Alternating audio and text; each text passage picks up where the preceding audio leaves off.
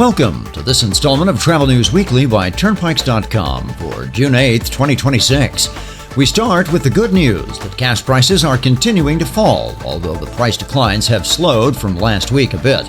As of Monday morning, the American Automobile Association is reporting the average cost of a gallon of regular unleaded has fallen to $4.16 per gallon, which is down about 16 cents from last week and down 39 cents from 1 month ago. The cost of diesel continues to fall as well, with the average cost of a gallon of diesel fuel now down to about $5.31 per gallon. That is 35 cents cheaper than about a month ago. The future of those declining costs remains in doubt, however, as renewed strikes between Israel and Iran over the weekend, as well as the continued closure of the Strait of Hormuz, continue pressuring oil futures markets, which remain substantially elevated over the past 3 months and were rising again as of Monday morning. Part of the decline in oil prices may also be the result of what is being called demand destruction. That is, people and businesses, particularly outside of the United States, adapting to higher prices by consuming less. The International Energy Agency has estimated global oil demand is expected to shrink by about 1.5 million barrels of oil a day for the second quarter of 2026, with further declines to come as the situation in the Middle East remains volatile. Speaking of volatile, the Allegheny Mountain Tunnel of the PA Turnpike is open in both directions this morning, as is the turnpike itself, following a commercial truck fire and explosion that forced the closure of the tunnel late last week. About 150 people had to be evacuated from the westbound tunnel Thursday night, where the fire made traveling the tube a hazardous proposition, even cutting off visibility as the smoke filled that tunnel. One of those evacuated was Viviana Altieri, who lives in the Pittsburgh area and hosts a weekly radio show for an Italian audience. She took a number of videos and photos of the incident as it unfolded Thursday night into Friday morning. First responders got their initial dispatches to the scene around 8:30 p.m. Thursday evening, according to Pittsburgh media, and the turnpike itself had to be closed along an 86-mile stretch between the new Stanton exit at exit 75 and Breezewood, which is exit 161. Those evacuated from the tunnel were taken by charter bus to a nearby maintenance facility before being allowed back to their cars at around 3:20 Friday morning, with the charter company itself also posting pictures on social media as the situation unfolded into the small hours of the morning. The PA Turnpike also posted updates on its social media feeds during and after the incident, authorities confirming the tunnel structure itself was not damaged by the fire, although the westbound tunnel did remain closed until Friday morning, while officials made certain of the structural integrity of the tube. The PA Turnpike posted its last update as the westbound tunnel reopened Friday afternoon. It remains unclear what caused the explosion and fire. The condition of the driver also remains unknown this morning, although authorities did confirm one person had to be taken to the hospital.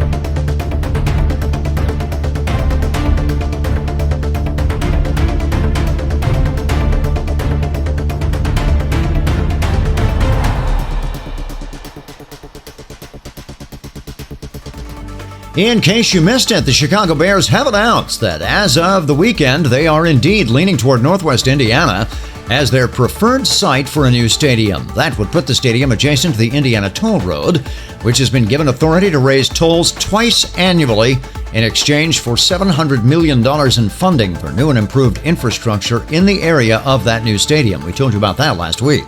Now, word from the Bears Club in the form of an official announcement before the weekend is that they are proceeding with plans to relocate the team to a new stadium site in northwest Indiana. It is to be built on an undetermined site near Wolf Lake in northwest Indiana, where officials in that state have set up a new stadium district to entice the team to move there. However, officials in Illinois continue holding out hope for a relocation of the team stadium to a site in Arlington Heights, adjacent to the Jane Addams Memorial Tollway in the Chicagoland area. The team's announcement came a week after the Illinois legislature adjourned for the summer without passing legislation that would have permitted either Arlington Heights or Chicago to enter into a public-private partnership, although the team's owners have not stated specifically whether that provided the impetus for Friday's announcement. We'll keep you posted as the story continues to develop. Meanwhile, as to those toll increases, the regular annual increase of the Indiana Toll Road is due on July 1st, to be followed in December by the first of the new semi-annual toll increases on the ITR. That was authorized in April by the state of Indiana in anticipation of the Bears stadium move. There are other tolls increasing July 1st, among them one for the Golden Gate Bridge in San Francisco, part of a multi-year toll hike program there. Cost of traversing the bridge between Sausalito and San Francisco will set you back $10.25 if you have a fast track. Toll invoices will be $11.25, although you can register your license plate to pay a lower rate of $10.50. Again, tolls on the Golden Gate Bridge due to go up on July 1st. That will wrap things up for us this week, but we will review other mid-year toll increases on the way in our next report, along with instant updates on social media through the week. Until next time, please avoid distracted driving. I'm Danny Pryor reporting for Turnpikes.com, the Turnpike Authority.